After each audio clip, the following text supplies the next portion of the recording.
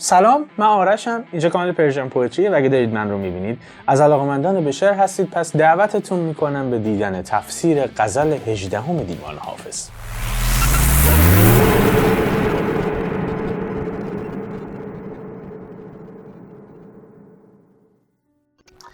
خب همونطور که عرض کردم خدمتتون رسیدیم به غزل 18 دیوان حافظ. 17 غزل قبلی رو تفسیر کردم، پلیلیستش رو این بالا میذارم، اگر ندیدید حتما مراجعه بکنید ببینیدش که با دیدگاه حافظ بیشتر آشنا بشید. خوبی که این غزل داره اینه که غزل کوتاهی است، 7 بیته و بنابراین به من اجازه این رو میده که براتون یه ذره توضیح بدم قبل از شروع در حقیقت تفسیر غزل که این غزل اصلا برای چی سروده شده، در چه حالی سروده شده و اصلا از کجا سر و کله‌اش پیدا شده. ببینید، ما بین حمله مغول و حمله تیمور به ایران یک سلسله‌ای داشتیم به نام سلسله آل مظفر که خب مؤسس این سلسله امیر مبارزالدین محمد بوده. یک در حقیقت پادشاه خیلی قدرتمند بوده و تندخو هم بوده. خیلی او هم قدرتمند بود، یعنی ایران رو جمع و جور کرد. تقریبا در زمان خودش به همه جای ایران به غیر از خراسان اون زمان حکومت میکرد و تقریبا میشه گفت چفت و بست پیدا کرد ایران در زمان سلسله آل مظفر و داشت برمیگردوندش به مرزهای دقیق همان زمان خودشون. اما او یک حاکم متشرع بود، یعنی خیلی امر به معروفی بود. حتی در زمان خودش به محتسب هم معروف بود. محتسب به کسی میگن، به مأموری میگن که نظارت میکنه جامعه رو، ببینه احکام دین اونجا داره اجرا میشه یا نه. بنابراین در زمان سلطنت او جامعه خیلی آزادی مدنی نداشت. در قواره همون زمان خودش رو عرض میکنم. آزادی های مدنی که اون زمان آزاداندیشان درخواستش رو داشتن نداشت، اما خب او حاکم قدرتمندی بود. اما از یک طرف عرض کردم خدمتون که او خیلی تندخو بود.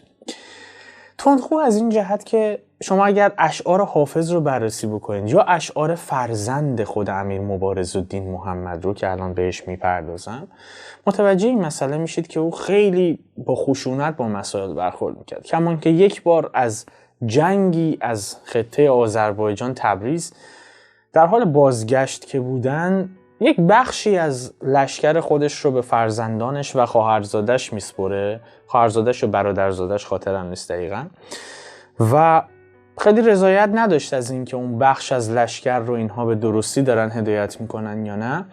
در راه برگشت حتی از خشم و عصبانیت فرزندان خودش رو به این تهدید میکنه که اونها رو کور خواهد کرد و همچنین اقوام خودش، برادرزادش رو یا خواهرزادش رو به این تهدید میکنه که او رو خواهد کشت. بنابراین اینها زمانی که برمیگردن طی یک دسیسه این فرزندان پدر رو یه گوشه گیر میندازنش و او رو کور میکنن. شاه شجاع که فرزند او هست که او از بین میره توی این فرآیند. من خیلی اینو فشرده کردم به خاطر اینکه اول او رو میگیرن و او رو کور میکنن و او رو حبس میکنن. در همین حین او سعی میکنه لابی بکنه، مراوداتی رو برقرار میکنه و بقیه که در همون حین نابینایی باز هم برگرده و حکومت رو به دست بگیره که متوجه میشن و رو در اصفهان حبس میکنن و او از بین میره. ولی عهد او پسر کوچکتر او بود، شاه شجاع، به خاطر اینکه مادر او از در حقیقت اقوام امرا و حکمای کرمان بود. بنابراین او رو به ولایت عهدی برگزیده بودند و پس از او باید شاه شجاع میشد پادشاه و همین اتفاق هم میفته و او بر تخت سلطنت میشینه. هر کدوم از بخش ها رو به بقیه برادرانش میده. اصفهان رو میده به قطب الدین محمود، همون شاه محمود، و بقیه یک بخش دیگه ای رو، کرمان رو به برادر دیگرش میسپره. میگذره و در همین دوره هم باز سلطنت آل مظفر، یعنی این برادران، تقریبا به کل ایران بوده به غیر از همون خراسان. در یک فعل و انفعالاتی که من الان خیلی بهش نمیپردازم حوصلتون رو سر نبره، برادر او قطب الدین شاه محمود به همراه پدرزن برادر او یک دسیسه ای میچینند و حکومت شاه شجاع که خودش بر فارس حکومت میکرد، شیراز، این رو میان و از دست او خارج میکنن و او لشکری رو فراهم میکنه و دوباره میاد و برادر خودش رو شکست میده و بر شیراز و بر فارس اون زمان حکمرانیش رو پس میگیره و ادامه میده. این غزل دقیقاً زمانی سروده شده در محرم سال 768 هجری قمری، زمانی که شاه شجاع مجدداً یورش میبره به برادر خودش که حکومت فارس رو از او گرفته بود که این حکومت فارس رو ازش پس بگیره. و حافظ به خاطر اینکه روابط بسیار خوبی با شاه شجاع داشته سر از پا نمیشناسه از این اتفاق. زمانی است که او پیروز شده و برگشته و به شیراز مجددا رسیده. علت رو برای شما توضیح دادم که این غزل از کجا اومده، چون حافظ عرض کردم سر از پا نمیشناسه از خوشحالی، به خاطر اینکه در دوران امیر مبارزالدین محمد که عرض کردم خیلی خفقان بود و اختناق بود و جامعه بسته‌ای بود و خیلی شرعی داشت حاکمیت پیش میرفت، خب در شرابخونه ها بسته بود و موسیقی هم همینطور، موسیقی هم ممنوع بود. اما در دوران شاه شجاع که خودش هم شاعر بوده، همیشه چنگ به قانون بوده و می داخل میکده ها داشته سرو می شده. چنگ به قانون بودن، قانون یک ساز ایرانی هست و این چنگ هم کنایه از انگشتان هست. همیشه مطربان در حال نواختن چنگ بودن و ساقیان در حال سرو شراب در میکده ها. بنابراین او خیلی شاه شجاع رو دوست داشت و همنشین او بود و همیشه در بزم شاه شجاع شرکت میکرد و مراتب بالایی پیش شاه شجاع داشت. همچنین وزیر او تورانشاه و خب استقبال میکرد از اینکه شاه شجاع داره بر میگرده و در حقیقت استقبال از بازگشت اون غزل رو سروده که براتون میخونم و متوجهش میشید. از این جهت درس کردم خدمتون که حافظ دو سه تا کار عجیب و غریب کرده توی این غزل. یکی این که از یک صنعت بدیع در ادبیات استفاده کرده که جانبخشی هست. او به شراب جان میبخشه و در بخشی از این غزل با شراب حرف میزنه که خیلی زیباست. به اون بخش برسیم، حالا براتون تفسیر بکنم. و نکته بعدی که لازم هست بدونید اینه که از لفظ ساقی استفاده کرده که من قبلا راجع به ساقی توضیح دادم، اما برای اینکه یه ذره تکمیل ترش بکنم، ساقی در شعر حافظ همیشه نماد یک شخصیت یا یک ماهیت مثبت و مورد قبول حافظ هست.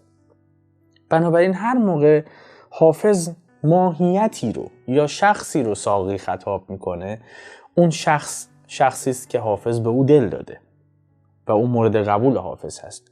گهگداری در اشعارش معشوقش رو ساقی خطاب کرده در اشعار عاشقانش، گهگداری ساقی دقیقاً همان جایگاه ساقی رو داره که در میکده شراب سرو میکنه و او با غم عشقی به میکده رفته داره با ساقی درد و دل میکنه. در اشعار عارفانه‌ای که سروده، ساقی همون خداوند متعال هست و در این شعر ساقی شاه شجاعی است که داره بر میگرده دوباره به شیراز. بریم غزل رو بخونیم با هم تفسیرش کنیم. حافظ در غزل 18 دیوانش میگه: ساقیا آمدن عید مبارک بادت، وان مواعید که کردی مرود از یادت. در شگفتم که در این مدت ایام فراق، برگرفتی ز حریفان دل و دل میدادت. برسان بندگی دختر رزگو به درای، که دم و همت ما کرد ز بند آزادت. شادی مجلسیان در قدم و مقدم توست، جای غم باد مران دل که نخواهد شادت. شکر ایزد که ز تاراج خزان رخنه نیافت، بوستان سمن و سرو و گل و شمشادت. چشم بد دور که از آن تفرقه ات باز آورد، طالع نامور و دولت مادرزادت. حافظ از دست مده دولت این کشتی نوح، ورنه طوفان حوادث ببرد بنیادت. بریم برگردیم تفسیرش میکنیم، لذت میبریم.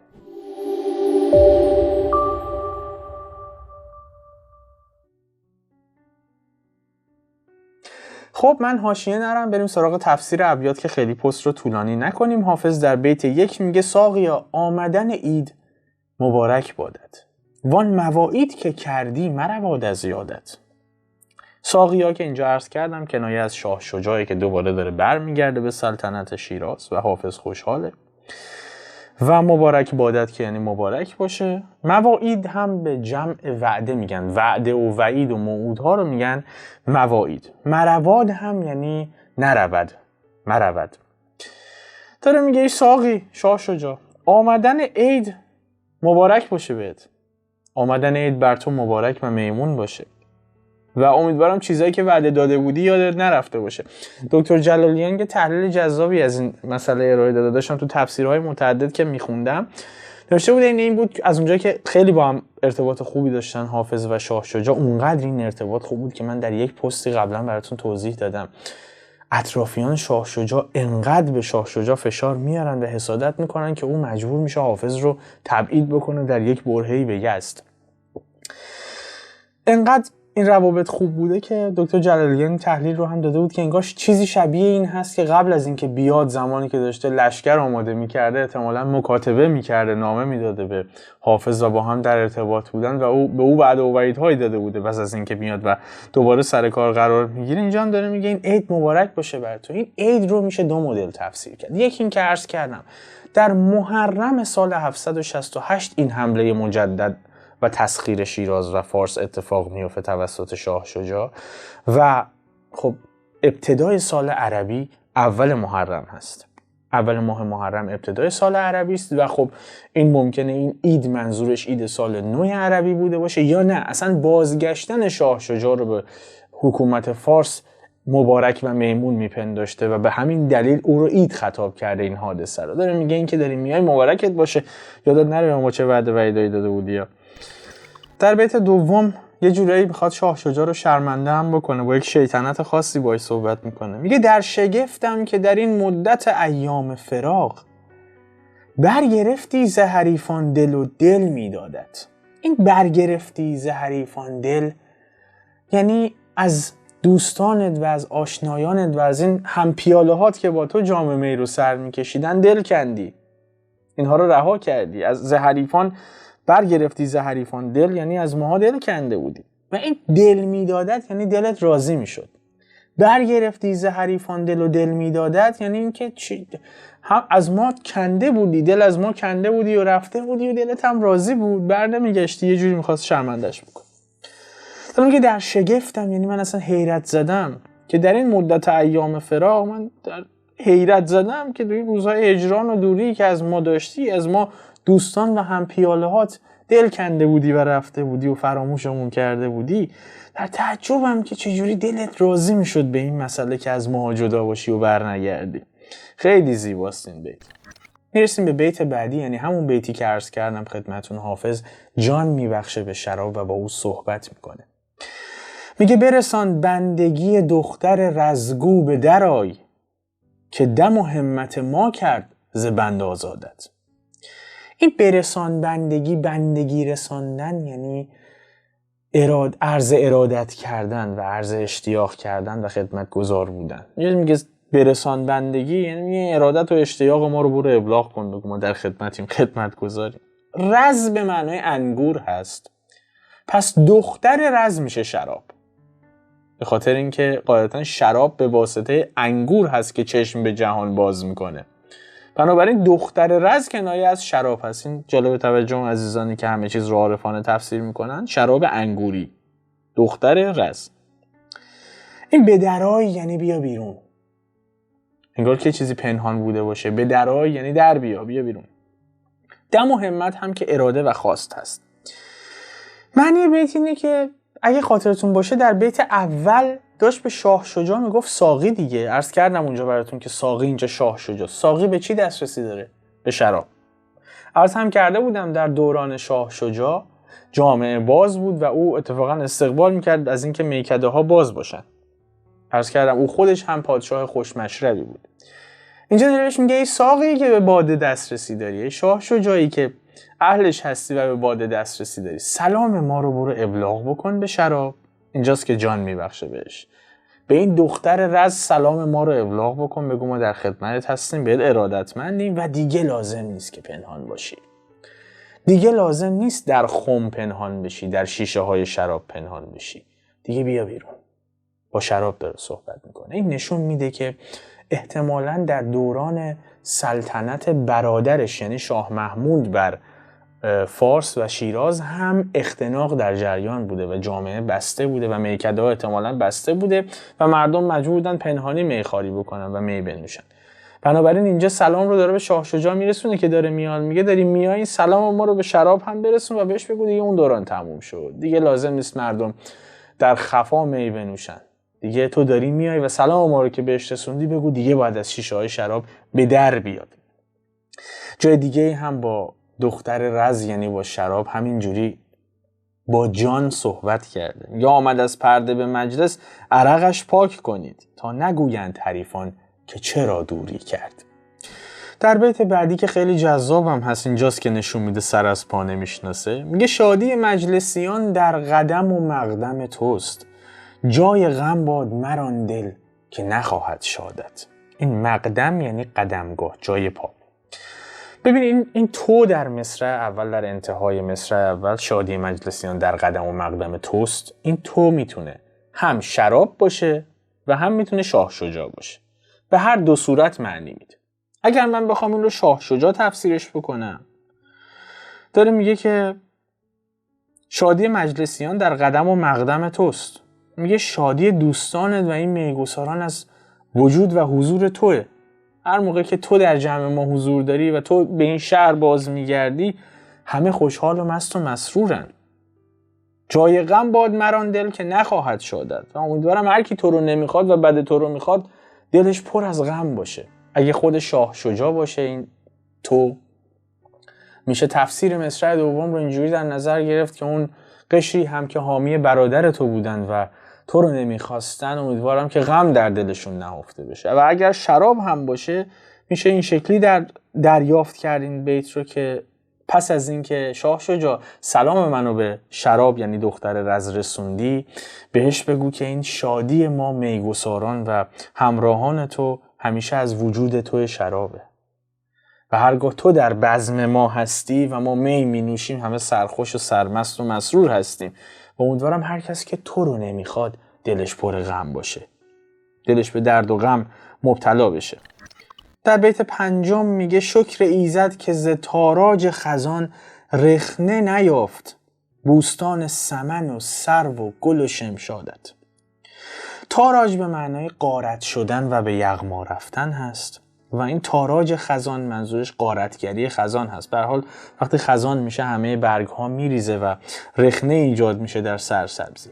اینجا هم داره میگه این تاراج خزان رو دوران اختناق و خفقان حکومت برادرش شاه محمود بر فارس دونسته، برای همه اون رو به پاییز تشبیه کرده که همه چیز از بین داشت میرفت. رخنه نیافت یعنی خسارت ندید، خشک نشد این برگ ها و نریخت، ویران نشد. و بوستان سمن و سرو و گل و شمشاد اینجا کنایه از خانواده و دوستان و یاران شاه شجاع است. و خب وقتی در نظر داشته باشید که این غزل رو در باب ورود مجدد شاه شجاع سروده و مخاطب غزل شاه شجاع هست، اینجا داره خدا رو شکر میکنه از اینکه شاه شجاع و یارانش همه به سلامتی این دوره استبداد رو گذروندن و آسیبی ندیدن. برای همین داره به درگاه خداوند شکرگزاری میکنه. این که میگه بوستان سرو و سمن و شمشاد و این حرفا، یعنی اینکه خدا رو شکر وجود تو و خانواده و دوستانت، از نزدیکانت و همراهانت از این تاراج خزان، از این دسیسه‌ای که برادرت چیده بود در امان موند و هیچ کدومتون صدمه‌ای ندیدید و همه چیز الان که برگشتی سر جاشه و به همون شکل میتونی سلطنت بکنی و ما هم خب مسرور و شادمان هستیم از این موضوع. در بیت ششم که حسابی شاه شجاع رو تحویل هم گرفته، میگه چشم بد دور که از آن تفرقت باز آورد، طالع نامور و دولت مادرزادت. کلی کلمه هست که باید براتون بگم. این چشم بد دور یعنی سلامت باشین، کسی از حسد زمانه در امان باشی، کسی چشت نزنه، بلا به دور باشی. تفرقه به معنای جدایی هست، به معنای گسستگی و پراکندگی هست، فاصله داشتن. طالع به معنای بخت و اقبال هست. نامور به معنای نامآور و مشهور و شهیر هست. و دولت به معنای امکانات و ثروت و مکنت و در حقیقت نیکبختی و سلطنت. و دولت مادرزاد هم یعنی خوش اقبالی ذاتی، به همراه زایشت از مادر این خوش اقبالی و دولتمندی باهات بوده. معنی بیت اینه که چشم بد دور که از آن تفرقت بازآورد. این تفرقه اشاره به همون گسستگی بین این دوتا برادر داره و دسیسه‌ای که شاه محمود برای گرفتن سلطنت شیراز چیده بود. میگه خدا رو شکر چشم بد دور. خود امیدوارم که از چشم زخم زمانه و حسادت زمانه و اطرافیانت به دور باشی، که از اون طوفان جدایی، اون طوفان دسیسه‌ای که رخ داده بود تو آسیبی ندیدی و به سلامت به میان یاران خودت برگشتی. چرا؟ چون تو ذاتاً خوش اقبال هستی. از همون بد به تولد این دولت و خوششانسی همراه خودت بوده و به خودت آوردیش. داره میگه دیگه دولت مادرزاد داشتی. چشم بد دور که از آن تفرقت باز آورد، طالع نامور و دولت مادرزادت. این خیلی بی خود و بی جهت هم نیست که انقدر از شاه شجاع تعریف میکنه. شاه شجاع برجسته ترین پادشاه سلسله آل مظفر بوده و خیلی معروف است. یه سرچی اگر در اینترنت هم راجبش بکنید متوجه میشید که از همه مشهورتر بود و دوران سلطنتش هم نسبتا از همه طولانی تر. و در بیت آخر، بیت 7، میگه حافظ از دست مده دولت این کشتی نو، ورنه طوفان حوادث ببرد بنیادت. جذابه. اینجا کشتی نوح میتونه هم استعاره از شاه شجاع باشه، هم استعاره از شراب باشه، هم استعاره از پیاله شراب. در هر سه حالت معنی بیت خیلی تغییری نخواهد کرد. این چرا کشتی نوح رو استفاده کرد؟ کشتی نوح یک کشتی نجات بخشی بود که از طوفان کسانی که سوارش شده بودن رو نجات داده بود. اینجا هم داره میگه حافظ از دست مده دولت این کشتی نوح. این دولت کشتی نوح یا دوران سلطنت مجدد شاه شجاع هست یا دوران سلطنت مجدد شراب به میخانه ها.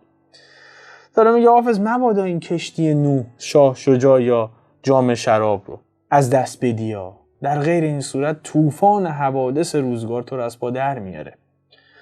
یعنی این غم روزگار حادث میشه بر زندگی تو و زندگی تو رو دستخوش تغییر و دگرگونی میکنه. یه وقت حواست باشه این دولت در حقیقت کامرانی و این کشتی نوح رو از دست ندی. این زمانه رو غنیمت بشمر. جای دیگه هم میگه یه کشتی باده بیاور که مرا بیرخ دوست، گشته هر گوشه چشم از غم دل دریایی. اینجا خود باده رو به کشتی تشبیه کرده بود. از این جهته که میگم این کشتی نوح ممکنه اشاره به می داشته باشه یا به شاه شجاع. بمونید یه ذره با هم صحبت داریم.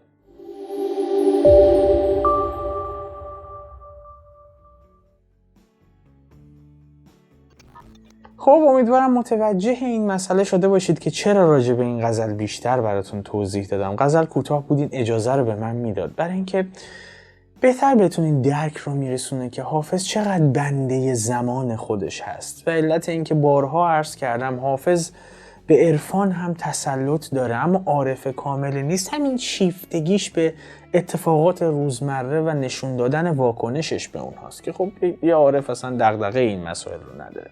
اما اصلا جذابیت حافظ به همین هست، به این واکنش نشون دادنش و اینکه اصلا درگیر به قول خودش ننگ و نام نیست. جای دیگه توی غزل دیگه که تفسیر کرده بودم براتون میگفت ما نمیخواهیم ننگ و نام را.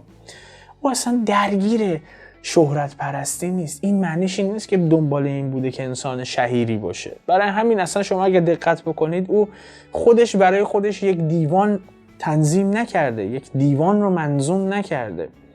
بعداً بقیه اومدن این اشعار رو پیدا کردن، دسته‌بندی کردن، یک دیوان ازش درست کردن. در صورتی که بقیه شاعرایی که شروع میکنن به نظم سرایی و شعر سرایی، برخیاشون برای اینکه این دیوان ماندگار بشه با تمام حروف و الفبا سعی میکنن ردیف و قافیه درست بکنن که توانایی خودشون رو به رخ بکشن و عملا نشون بدن که قدر قدرت بودن در سرودن غزل. اصلا حافظ در بند این مسائل نبوده. او در بند لذت بردن از زندگی و مغتنم شمردن فرصتش برای زندگی بوده و در مراجعه و مواجهه با هر کدوم از این حوادث هم غزلی می‌سروده که علل خصوص اتفاقاً به خاطر اینکه او قصد این رو نداشت که اینها رو به رخ بکشه، به رخ کشیده شد و مشهورترین غزل سرای فارسی زبان هست و کسی روی دست او غزل نمیگه. بنابراین این توضیحات برای این بود که حافظ و واکنشش به اتفاقات زندگیش رو بهتر درک بکنید که البته و صد البته همین شیطنت و حافظ رو انقدر جذاب کرده. اگر دارید من رو از یوتیوب میبینید و هنوز کانال رو سابسکرایب نکردید، لطفا همین الان کانال رو سابسکرایب بکنید و زنگوله کنارش رو بزنید که از بقیه پست‌ها جا نمونید. و اگر قصد حمایتی بیش از این رو داشتید، میتونید از دکمه جوین استفاده بکنید و ممبر و عضو مجموعه ما بشید.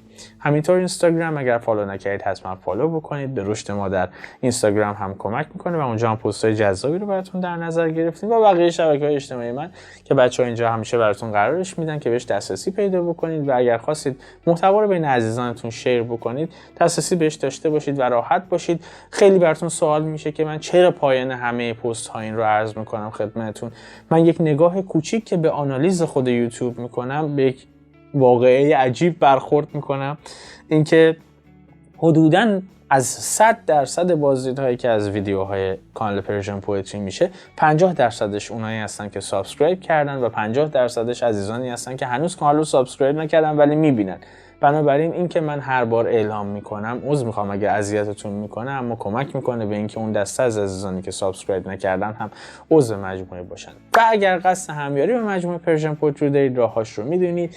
آیدی پی اگر داخل ایران هستید و پیپل اگر خارج ایران هستید، میتونید همیاریتون رو به دست ما برسونید. پست بعدی که براتون قرار میدم از شاهنامه فردوسی هست و امیدوارم توی اون پست هم به زودی ببینمتون. به سلامت.